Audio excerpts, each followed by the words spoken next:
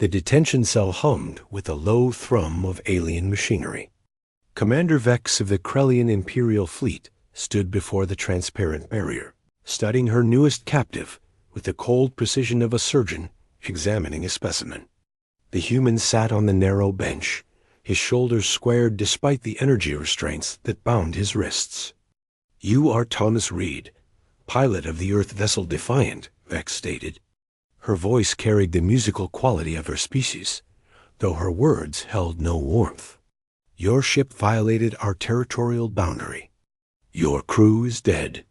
You alone survived." Thomas lifted his head. His dark eyes met hers without flinching. "We were responding to a distress signal. Civilian vessel. You know that."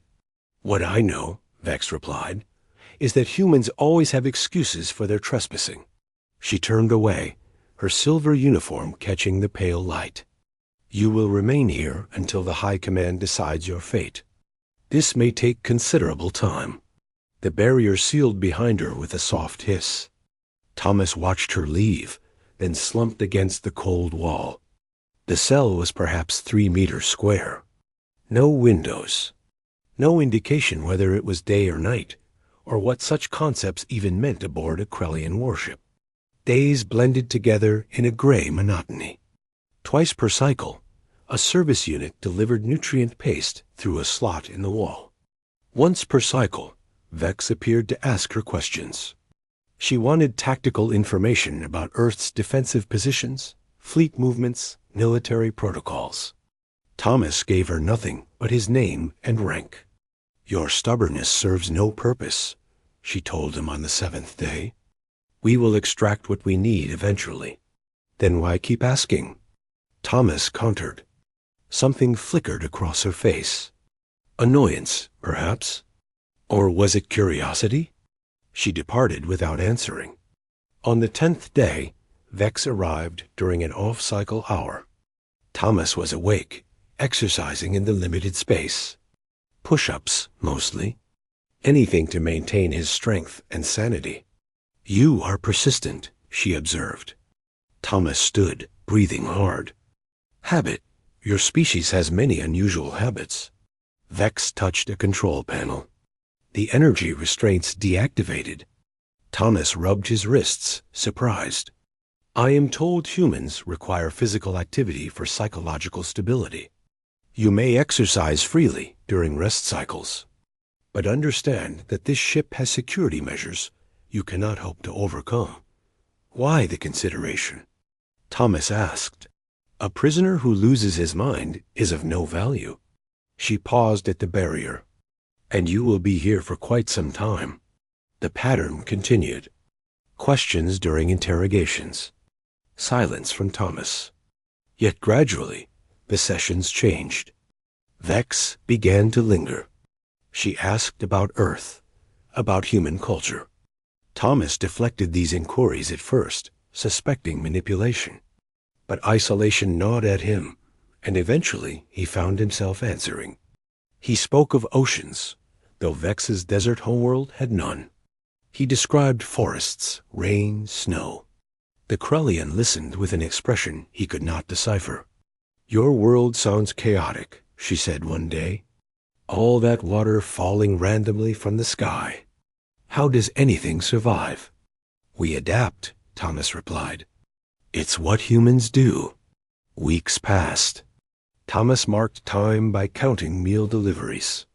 43 days since capture. Vex's visits became longer. She spoke of her own world, of endless red dunes and 3 moons, of growing up at a military academy, trained from childhood to serve the Imperium. "Did you choose this life?" Thomas asked. The question seemed to unsettle her. Choice is a human luxury. Krellians serve the collective. That sounds lonely. Vex stared at him. For a moment, her composure cracked, revealing something raw beneath. Then the mask returned. "You understand nothing of our ways." But Thomas had glimpsed the truth. Vex was as much a prisoner as he was, trapped by duty and expectation. On day 56, alarms shrieked through the ship. Vex rushed to his cell, her uniform disheveled. "We are under attack. Raiders from the border sectors." "Let me help," Thomas said immediately. "You are a prisoner. I'm a pilot. And I'm guessing you need every advantage right now." The ship shuddered. Vex's jaw tightened. She made a decision that her superiors would likely consider treason. The barrier dropped. "Follow me, quickly."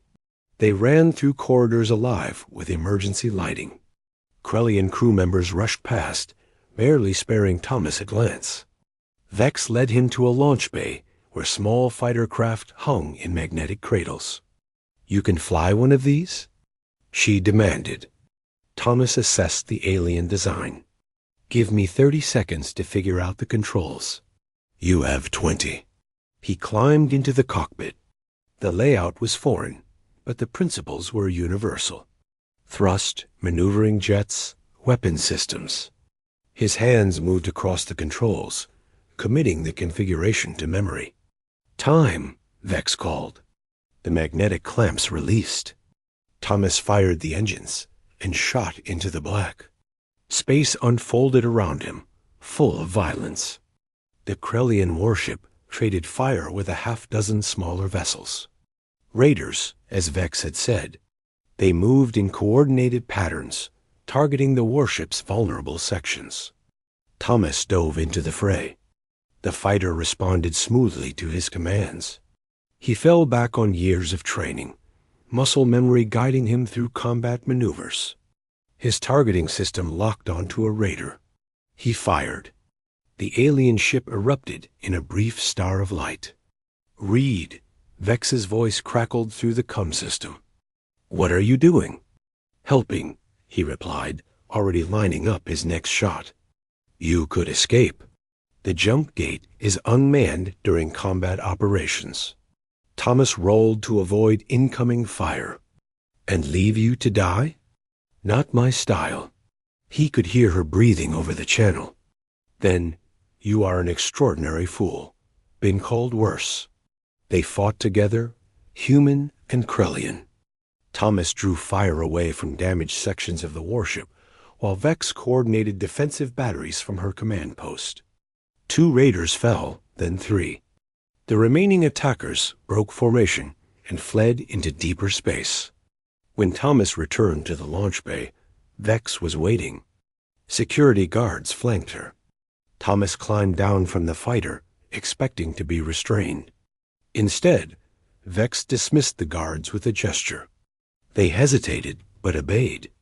She approached Thomas alone. "You saved this ship," she said quietly. "You saved my crew. You could have escaped, yet you stayed. Like I said, not my style." "Why?" The word carried genuine confusion. "We are enemies. I am your captor." Thomas met her eyes. "Are we enemies, I mean?" Vex looked away. "The Imperium says we are. What do you say?" Silence stretched between them. Around them, the launch bay bustled with repair crews and returning pilots. Yet in that moment, they might have been alone in the universe. "I say," Vex began slowly, "that perhaps the Imperium does not understand everything." She pulled a small device from her belt. "This contains codes to override your cell restraints. And the route to the emergency pod bay." Thomas stared at the device. "You're letting me go?" "I am giving you an opportunity. What you do with it is your choice." She pressed the device into his hand. "But you must go now, before I report to my superiors. Before I must explain why I armed a prisoner. Come with me." The word surprised them both. Vex's eyes widened. "I cannot. I have duties, responsibilities. To a system that made you a soldier before you could choose otherwise?" Thomas stepped closer. "You told me choice is a human luxury. But it doesn't have to be. You can choose right now." Vex trembled. Thomas saw the war within her, decades of conditioning battling against something new and terrifying. Freedom, possibility, a life beyond duty. If I do this, she whispered, I can never return. I will be hunted, branded traitor. I know, but you'll be free. She closed her eyes. When they opened again, they held resolution. The emergency pods are this way. We have perhaps 10 minutes before security locked down.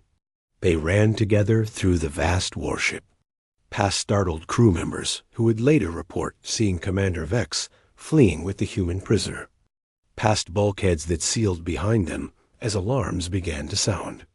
Vex's access codes opened doors that would have stopped Thomas cold. The pod bay appeared ahead. 3 small vessels designed for evacuation. Vex activated the nearest one while Thomas sealed the bay doors, buying precious seconds. They will scramble fighters, Vex said as they strapped into the pod. We must jump immediately. Where to? She smiled then, the first genuine smile he had seen. Somewhere with oceans and forests. And rain, the pod launched. Behind them, the warship grew smaller. Ahead, stars beckoned. Vex set coordinates for a neutral zone station where they might disappear, where 2 fugitives might become something more. Thomas reached across the small cockpit. His hand found hers. She did not pull away. You took me prisoner, he said. But you didn't account for one thing. What?